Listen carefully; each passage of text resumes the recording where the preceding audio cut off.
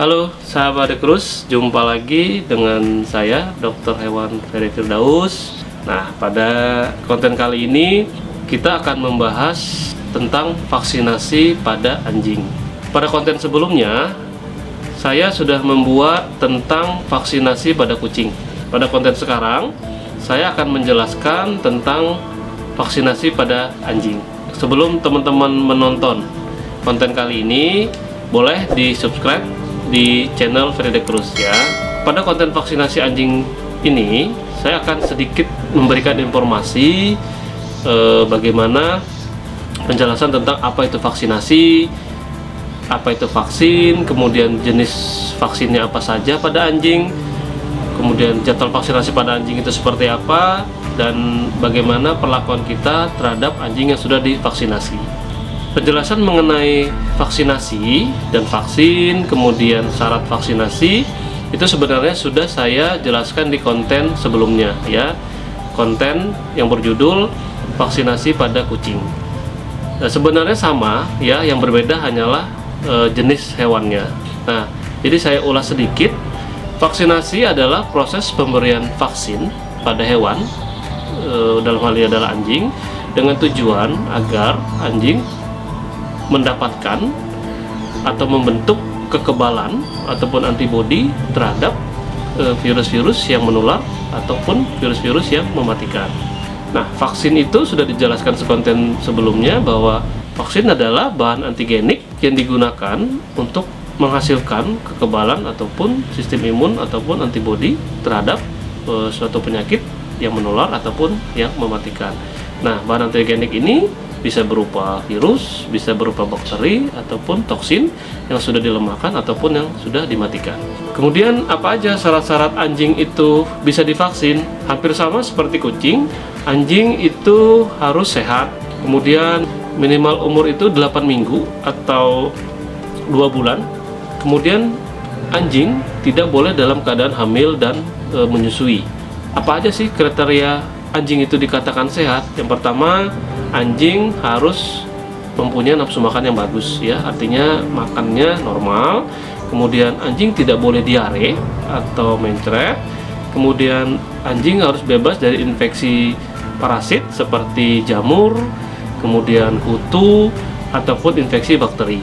Anjing juga tidak boleh muntah, anjing tidak boleh demam. Suhu normal anjing adalah 38 derajat Celcius sampai dengan 39 derajat Celcius. Kemudian di daerah mata juga tidak ada peradangan, tidak ada masalah pada rongga mulut seperti sariawan, kemudian tidak ada bersin atau lendir di hidung gitu ya. Dan juga anjing dalam keadaan tidak pincang ataupun anjing tidak mengalami peradangan otot. Tidak ada juga infeksi ataupun radang pada telinga. Kemudian jenis vaksin apa aja yang ada di anjing? Yang pertama itu parvovirus ya. Yang kedua distemper virus, yang ketiga hepatitis virus, yang keempat parainfluenza virus, yang kelima coronavirus, yang keenam virus rabies, kemudian yang ketujuh bakteri leptospira. Nah, bakteri leptospira ini ada 4 macam. Yang pertama Leptospira canicola, kemudian Leptospira icterohemorrhagi, yang ketiga adalah Leptospira cryptotyphosa, dan yang keempat adalah Leptospira pamona.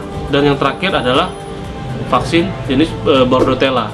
Ini adalah vaksin yang berisi bakteri Bordetella bronchiseptica. Kemudian saya akan sedikit menjelaskan apa saja sih gejala-gejala penyakit dari virus dan bakteri yang bisa ditimbulkan jika menyerang pada anjing ya. Yang pertama virus parvo. Virus parvo ini sangat sering kejadiannya di meja praktek dokter hewan. Dia virus yang menyerang sistem pencernaan. Jadi gejala sangat khas yaitu muntah dan diare berdarah. Bau diare berdarah ini sangat khas sekali. Dia bau amis. Kemudian muntahnya juga bisa, frekuensinya bisa sering ya, sehari bisa sampai 5-6 kali bahkan sampai 10 kali. Gejala lain adalah pastinya anjing tidak mau makan, kemudian lemas, bahkan ketika muntah dan diare dengan frekuensi yang sangat banyak akan menyebabkan terjadi dehidrasi pada anjing. Dan virus parvo ini sangat menular dan bisa sampai dengan kematiannya 90-80%. Karena pada kenyataan memang ada beberapa kasus virus Varpo pada anjing yang bisa kita sembuhkan, yang bisa kita selamatkan ya. Jadi memang tingkat kematian sangat tinggi. Yang kedua adalah virus distemper. Nah, virus distemper ini itu dia bisa menyerang di sistem pencernaan, kemudian di sistem pernafasan, kemudian di sistem saraf, dan juga bisa menyerang pada bagian kulit.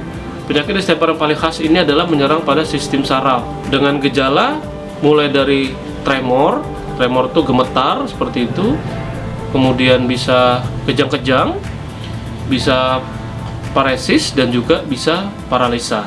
Jadi dia bisa saja lumpuh.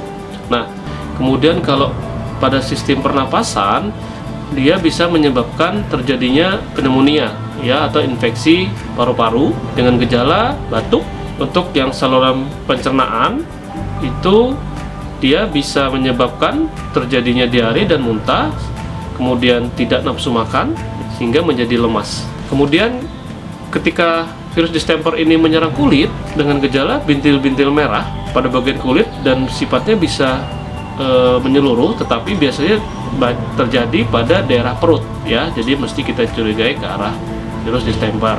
Virus distemper juga sangat menular dan sifatnya sangat mematikan. Apabila anjing bisa sembuh dari virus distemper ini, biasanya anjing akan menderita problem pada sistem sarafnya. Misalnya terjadi kelumpuhan atau paralisa. Kemudian virus hepatitis. Virus hepatitis ini dikenal juga dengan adenovirus ya. Nah, adenovirus ini ada tipe 1 dan tipe 2. Yang digunakan dalam vaksin ini adalah adenovirus tipe 2 yang juga berfungsi dalam melindungi penyakit hepatitis dan juga bisa melindungi terhadap penyakit sistem pernafasan seperti tracheobronchitis ya. Adenovirus ini atau virus hepatitis ini dia menyerang ke saluran pencernaan dan hati dengan gejala muntah, kemudian diare ringan, kemudian hati membengkak dan terjadi kekuningan. Itu bisa dilihat dari di mukosa mata, kemudian gusi ya, telinga, dan di bagian kulit ya. Jadi istilah kedokteran adalah terjadi ikterus. Virus hepatitis ini juga sangat menular dan bisa menyebabkan kematian pada anjing. Kemudian yang keempat adalah para influenza virus. Virus ini menyerang ke sistem pernafasan, sangat menular juga dan juga bisa menyebabkan kematian. Gejalanya adalah anjing batuk ya, jadi batuk kering pada anjing, kemudian anjing bersin-bersin atau flu pada anjing, kemudian sudah pasti tidak mau makan dan lesu, dan terjadi peradangan pada mata ya. Jadi memang khasnya adalah virus ini terjadi gejala batuk kering. Kemudian yang kelima adalah virus corona. Virus corona pada anjing itu berbeda dengan virus corona pada manusia ya. Kalau virus corona pada anjing ini tidak menular ke manusia. Nah, virus corona ini menyerang ke sistem pencernaan ya, tidak menyerang ke sistem pernapasan seperti yang terjadi pada coronavirus pada manusia. Nah, apa saja gejalanya? Yang pertama, diare ringan. Jadi anjing mengalami diare, juga bisa mengalami muntah. Nah, virus ini bisa bersama-sama dengan virus Varpo yang menyebabkan si anjing menjadi muntah dan diare berdarah, sehingga bisa menyebabkan juga kematian pada anjing ya. Kemudian virus rabies, seperti yang sudah saya jelaskan di konten sebelumnya tentang vaksinasi pada kucing juga, bahwa virus rabies ini di Batam tidak dilakukan karena Batam adalah daerah bebas rabies. Rabies ini juga sifatnya menular dan kematiannya tinggi sekali ya. Menular ini dalam artian bisa menular ke hewan dan juga bisa menular ke manusia karena dia bersifat zoonosis ya.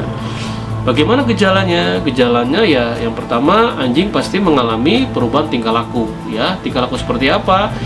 Bisa lebih agresif ya, menjadi lebih galak, kemudian anjing menggigit ya. Anjing sudah pasti juga tidak mengenal lagi siapa pemiliknya karena virus ini menyerang secara pusat di otak. Anjing akan takut dengan air, kemudian anjing juga takut dengan cahaya, jadi dia cenderung di tempat-tempat yang gelap. Kemudian gejala lain adalah hipersalivasi, jadi banyak terdapat air liur di rongga mulutnya. Kemudian bisa mengalami kejang-kejang otot. Kemudian juga anjing terlihat kurus karena tidak memakan dalam jangka waktu lama. Dan yang pasti juga bisa menyebabkan kematian pada anjing itu sendiri. Virus rabies ini saya sudah jelaskan bahwa bersifat zoonosis, artinya virus ini bisa menular ke manusia. Dengan cara apa virus ini menular ke manusia? Dengan cara gigitan, ya. Jadi dari gigitan anjing yang sudah terinfeksi virus rabies, dia menggigit manusia, disitulah terinfeksi virus rabies, sehingga manusianya pun nanti gejalanya biasanya hampir sama dengan gejala yang terjadi pada anjing, dan juga bisa menyebabkan kematian pada manusia. Kemudian yang ketujuh adalah vaksin Leptospira, ya. Leptospira ini adalah jenis bakteri. Ada 4 macam yang sudah saya sebutkan sebelumnya. Nah, Leptospira ini dia bisa menyerang di sistem pencernaan, di hati, dan organ ginjal. Gejalanya biasanya anjing akan muntah, kemudian diare, kulit kekuningan, ya, ikterus, mukosa mata juga biasanya terlihat kuning, kemudian muntah, sudah pasti tidak memakan, ya, lemas, bahkan bisa dehidrasi. Kemudian ada kejang otot atau tremor. Leptospira ini bersifat zoonosis, artinya Leptospira ini bisa menular juga ke manusia, ya. Penularan itu biasanya melalui kontaminasi yang bersumber dari tikus, bisa dari air kencingnya, dari sana sumber infeksi bisa terjadi. Dan yang terakhir, yang ke-8 adalah Bordetella. Bordetella ini adalah vaksin, ya, jenis bakteri Bordetella bronchoseptica. Bordetella ini dikenal dengan nama kennel cough, ya, atau batuk kandang. Tentu saja dari namanya sudah jelas bahwa bakteri ini menyerang sistem pernapasan. Dengan gejalanya ya pasti gejala batuk, ya, batuk kering. Dan batuk kering ini bisa berlangsung 10 sampai 20 hari, ya, karena bakteri ini menyebabkan tracheobronchitis, ya. Batuk kering ini juga bisa disertai dengan muntah, ya, dan anjing bisa tersedak. Kemudian selain batuk kering juga anjing mengalami gejala bersin dan juga biasanya mengalami belekan pada mata. Nah, itu tadi 6 virus dan 2 jenis bakteri yang terdapat pada vaksin anjing. Kemudian saya akan menjelaskan jadwal vaksinasi anjing yang kami lakukan di The Cruz Pet Center Batam. Anjing itu divaksin dimulai umur 8 minggu atau 2 bulan. Jenis vaksin yang kami berikan itu ada 5 virus dan 2 bakteri, ya. 5 virus tersebut adalah virus parvo, virus distemper, adenovirus tipe 2, parainfluenza virus, kemudian virus corona. 2 bakterinya adalah Leptospira, Leptospira canicola, dan Leptospira icterohemorrhagi. Setelah dilakukan vaksin di umur 8 minggu atau 2 bulan, maka di klinik kami akan dilanjutkan vaksin Bordetella, yaitu pada saat usia anjing 10 minggu, ya, atau 2 bulan setengah. Jadi antara vaksin virus dengan Bordetella itu kami berikan jeda waktu itu 2 minggu. Kemudian pada umur 12 minggu anjing diberikan vaksin lengkap lagi. Vaksinnya masih terdiri dari 5 virus dan 2 bakteri. Ini adalah vaksin kedua. Kemudian 2 minggu berikutnya akan dilakukan vaksin Bordetella yang kedua. Itu tepatnya pada saat anjing berumur 14 minggu atau 3,5 bulan. Kemudian pada saat anjing berumur 16 minggu atau usia 4 bulan dilakukan lagi vaksin lengkap. Nah, untuk yang umur 4 bulan kita naikkan levelnya jadi lebih lengkap, ada 5 virus dan 4 bakteri. Nah, jadi intinya adalah vaksin lengkap itu dilakukan sebanyak 3 kali selang atau jeda 1 bulan. Setelah itu dilakukan vaksin lengkap tahunan, dan dilakukan juga tambahan adalah vaksin Bordetella. vaksin ini juga dilakukan 2 kali selang sebulan dan nanti diulang 1 tahun sekali. Biasanya vaksin yang terakhir atau vaksin lengkap jenis virus terakhir itu disertai dengan vaksin rabies. Karena tadi saya sudah jelaskan bahwa Batam termasuk daerah yang bebas rabies, maka vaksin rabies tidak dilakukan.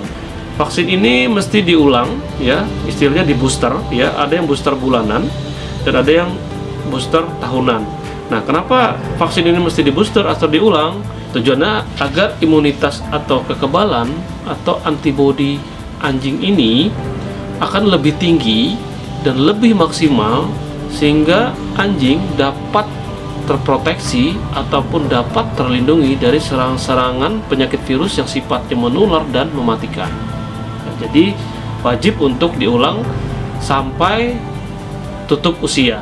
Dan yang terakhir, tips apa aja yang harus dilakukan ketika anjing sudah dilakukan proses vaksinasi, ya.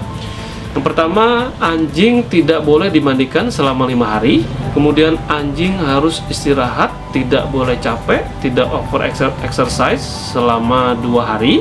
Anjing tidak boleh bepergian jauh selama 2 minggu. Dan yang terakhir, anjing tidak dilakukan proses grooming atau potong rambut, karena proses potong rambut pada anjing ini agak lumayan lama dan bisa menyebabkan stres pada anjing, ya. Stres pada anjing ini tentu saja dapat menurunkan sistem imun, ya. Sedangkan kita berharap bahwa setelah vaksinasi imunitas atau antibodi harusnya meningkat dan tetap tinggi, sehingga dapat memproteksi dari serangan penyakit yang sifatnya menular dan mematikan. Nah, itu sedikit informasi yang dapat saya sampaikan, khususnya untuk para pencinta anjing, ya, dog lover. Mudah-mudahan bisa memberikan sedikit manfaat dan ilmu untuk teman-teman sahabat The Cruz. Jangan lupa untuk tetap melakukan vaksinasi pada anjing secara berskala, secara teratur, dan semoga anjing-anjing kita itu tetap dalam keadaan sehat. Pada prinsipnya adalah kita lebih baik melakukan tindakan preventif atau pencegahan daripada tindakan pengobatan. Dan jangan lupa tetap subscribe di channel saya, boleh juga di share. Dan terima kasih untuk teman-teman sahabat The Cruz yang sudah mensupport, yang sudah tonton dan sudah share video-video yang sudah saya buat. Mudah-mudahan kedepannya channel ini bisa lebih baik dan lebih bermanfaat.